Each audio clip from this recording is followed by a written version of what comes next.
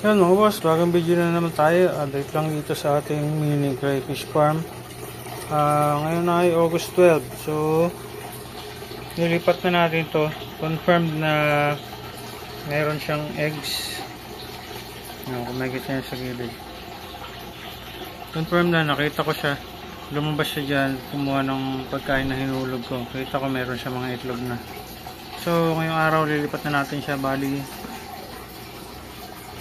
siguro tansya ko ano siya, August 8, August 9 siya nagsimula na bearing. So after 1 week nung pagkakuha natin yung isang bearing natin dito sa baba, after 1 week nakita na natin siya ng sign na bearing na rin siya. Pang 8 days nung nakita ko, nasilip ko yung mga eggs niya. So confirm, siguro tansya ko mga ano lang, 3 to 4 days na nung simula nung nakapag-lay siya ng egg. So tara, hindi muna ako mag water change ngayon.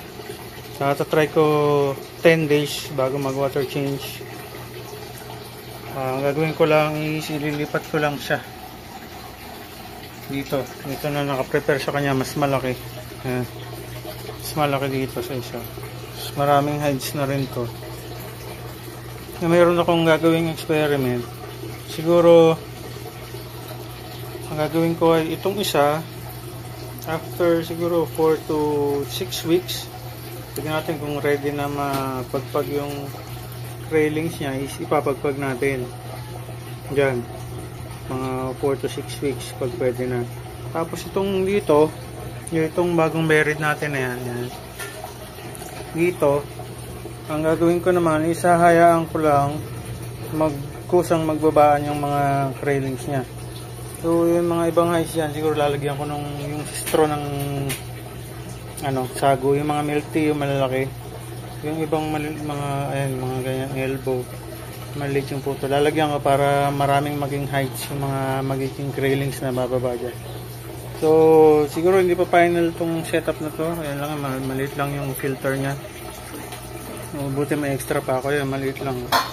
May galaw lang yung tubig, tsaka kahit pa paano may onting filtration. Tapos na yan. So yan, mababa lang din ang tubig niya. Siguro magdagdag pa konting tubig dito, parang 5 inches pa lang tubig. Gawin ko 6 inches siguro. Tapos ayan, lumubog lang ng gusto. Hindi nakalubog ng gusto yung pump eh. Dapat nakalubog yun. So yun, pagtapos natin malipat siya, saka tayo magpapakain ng iba. So yun, hindi ko muna siguro mabibidyoan yung pagkuha sa kanya kasi wala akong kasama magbibidyo, mag-isa lang ako. So tara, try ko natin ilipat siya. Yan, so try ko videoan mag-isa ako kung kaya ko. Kukunin natin siya. Dito siya. Try ko lang videoan kung kaya ko mag-isa. Sana hindi siya mahulog.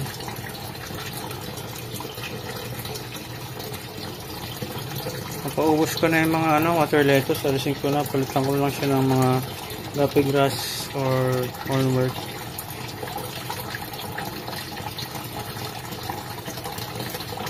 Kasi yan nangyari pag nalulusaw yung yung water lettuce. Yung mga nag-brown sa ilalim. Ayan, meron nga nalalagyan na rin yung aking guppy grass. Yung mga brown. So try ko na kunin siya.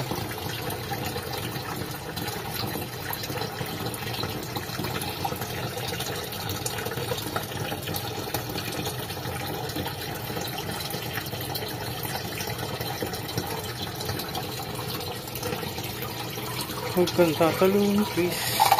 Ito yun, sinasabi ko. Baka naglaglaga ng mga itlog.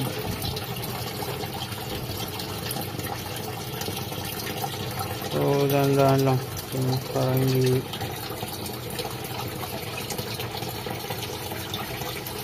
pagpag ng itlog. Ito siya.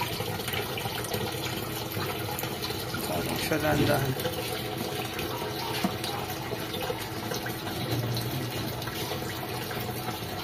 Yan, check din natin para sure pag siya talaga yun. Oops, ayan. Siya na nga. Ayan, nangila siya. Natawag siya. Parang mas maraming egg tong isang to.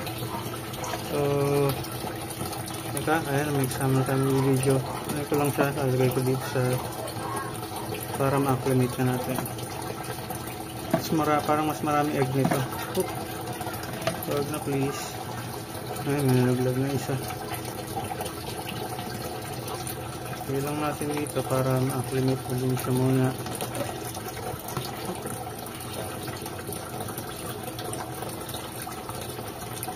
Ayan. Acclimate ko muna siya dito sa paglilipatan niya. Yan, so habang nag-acclimate siya dyan 30 minutes. Yan.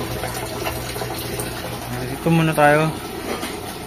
Meron akong nakuhang mga apple snail ulit kasi yung mga nilagay natin ng huli pinapak na, wala na akong makita kahit isa. So dito may malalaki, sana hindi napapakan yung maliliit. Okay lang kasi source of protein din yun, okay din sa kanila yun. So yung dito hindi ko alam kung kinain niya na rin. So lalagay din ulit ako dyan dito, saka dito lalagay din natin siya. Tapos pansin nyo, ubos na yung talisay leaves na nandito, dried talisay leaves. Lagyan natin ulit. So ito, meron tayo dito. Ito may stock tayo. Ayan, dalawang ano yun, no? Puno. Yan, so pag maglalagay kayo nito, so bowl nyo lang na yung tuyo na talaga para hindi na mabubulok. So yan, lalagay ko lang din dito.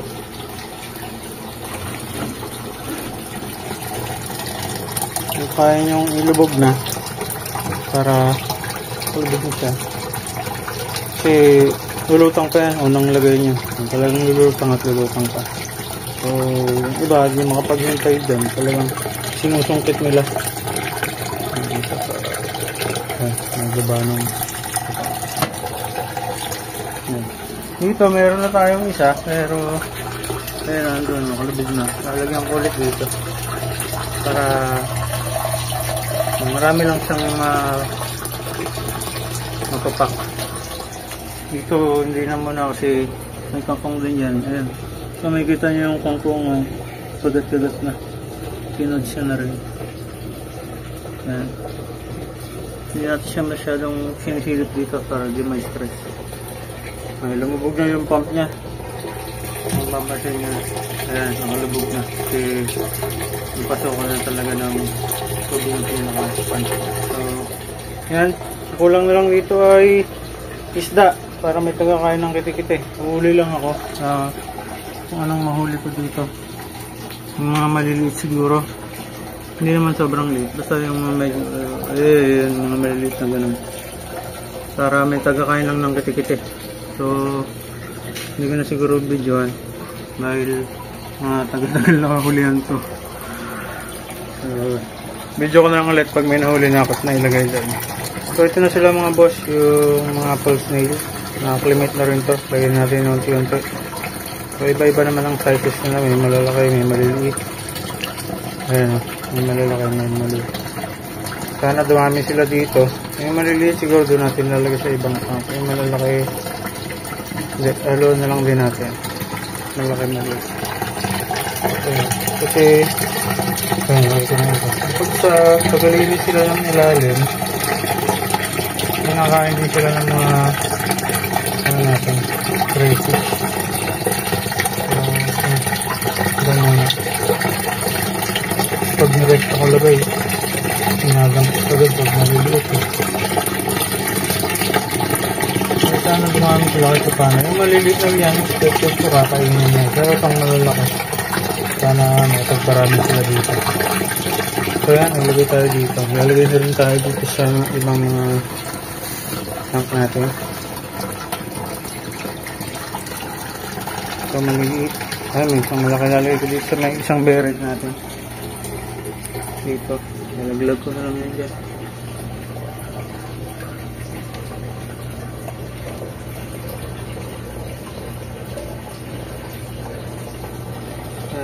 Expected ko na mayroong talagang kakainin dyan nating crayfish. Diba dito pa. Lagyan din natin dito. Marami ito, 30 peraso ito eh. Malaki sana. Ayun, may malaki. Dito sa bagong lipat natin na bearing. Lagyan natin dito.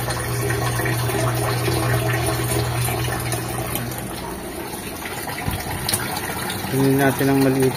Sigurado may kakainin din yun guys.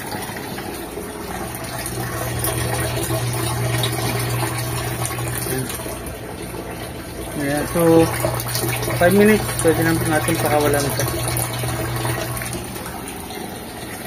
Tapos itong iba sabi ko na lahat dito. Ito dito. Kasi dito kasi may maliliit na lapis, so taguan na ng maliliit na lapis, pero maglalagay din tayo dito iba. Hindi na rin tayo onti dito. Wala, lumami din yung ibang lapis. Yun, may malaki. Ang radar size. Kaya dumami yun.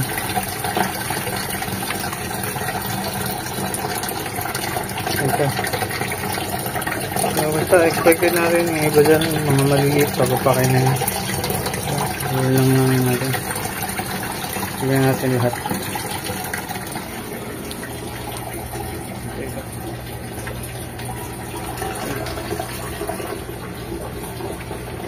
Yan. Yan ito. Babagsak ko na.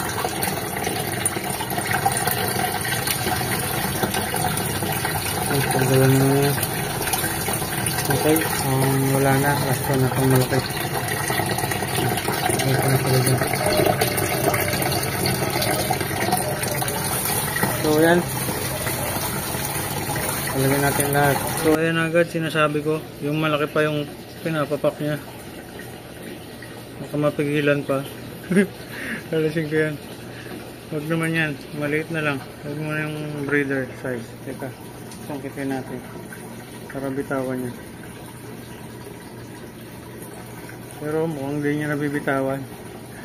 Kung hindi niya bitawan at tuloy niya yung pagpapak doon, wala tayong magagawa.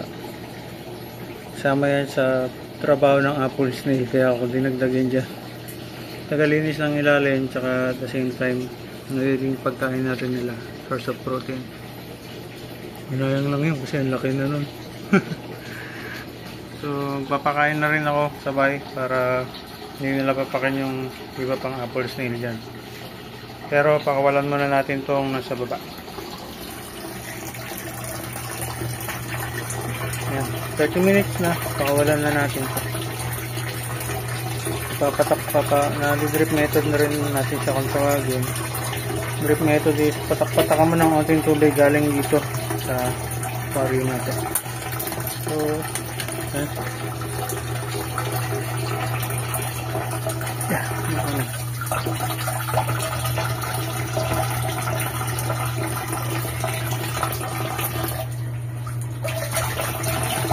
Bago na gusto doon. So ano yan, hindi na natin siya gulo-guloin. Hindi mo natin siya pakakainin kasi nga ganun ako, or para sa akin lang, or isa napapanood ko rin kasi sa iba yun. Pag bagong lipat, bagong acclimate sa bagong lalagyan, huwag mo na pakainin. Saka ngayon naman, meron naman siya mga ibang pwedeng kainin dyan kung sakaling magutom siya. So pakakainin muna natin itong mga nasa taas. At pakagutuman na nga, ayan na nga, pinapapak niya na yung isang apple snail. Kung paano niya bibiyakin yung shell niya, hindi ko rin alam. Malaki, kung maliit, kaya niya siguro yan. Pero nalagag na akong pagkain para baka sakaling tigilan niya yung apple snail. So ayun mga boss, binitawan, ito binitawan. Pero dito sa harap, merong nakitang dumampot na, maliit. Napakain ko na rin sila, kaya binitawan yung doon, ewan ko kung kainin niya pa, babalikan niya pa yun. So ayun na, gumagalaw na yung ibang snail. Nagdagdag na rin tayo ng talisay leaves. Tapos dito, ayan na yung pinaka final itsura ng kanyang lalagyan. Yan.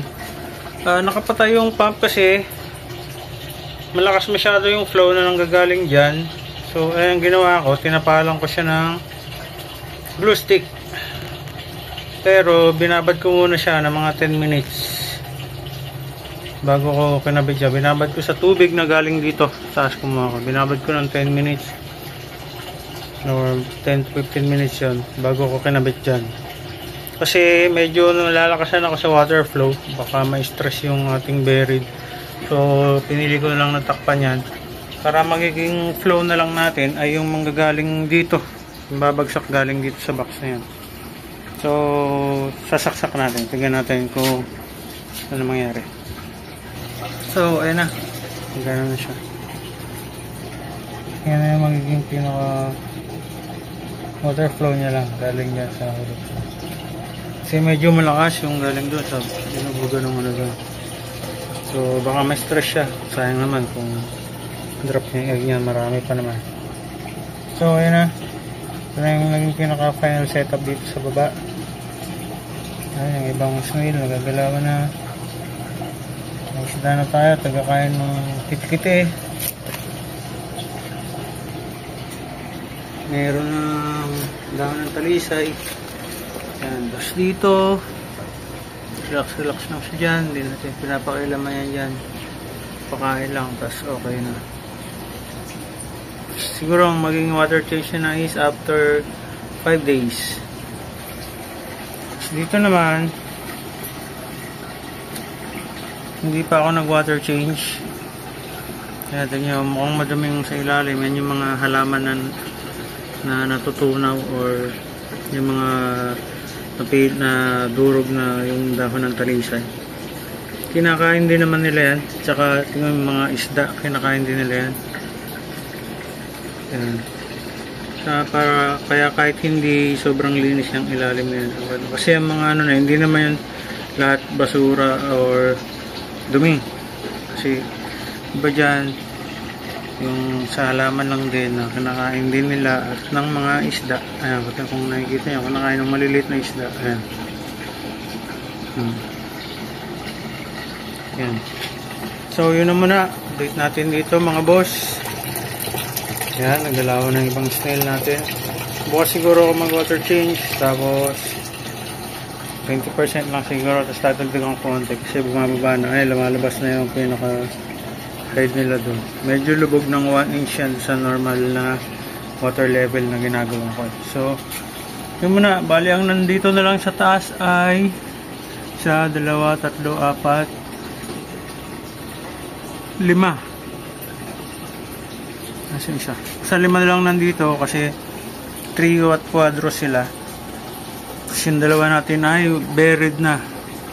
So ang nandito sa taas, 2 male, 3 female pa, pero hindi, wala mo na sigurong susunod na berry dyan kasi yung 2 female dyan medyo maliit pa. Yung isa possible, pero hindi ko pa nakikita na nagme-mate sila nito. Ito yung pinakabarako natin, yung male, yung malaki na yan. Yan. Yan, 1, 2, 3, 4, 5. Yan. So yun lang muna. Ito yung isang malaki na female. Ayan, possible na nabuntis niya. Pero hindi ko pa sila nakikitang nagme-mate or magkasama sa isang hive. So yun lang muna mga boss. Ayan, yung mga ano natin dito is tignan ko na lang muna kung ano mangyayari. Sana magtuloy-tuloy ang pag hatch ng mga egg nila. Salamat sa panonood sa ating munting crayfish farming videos.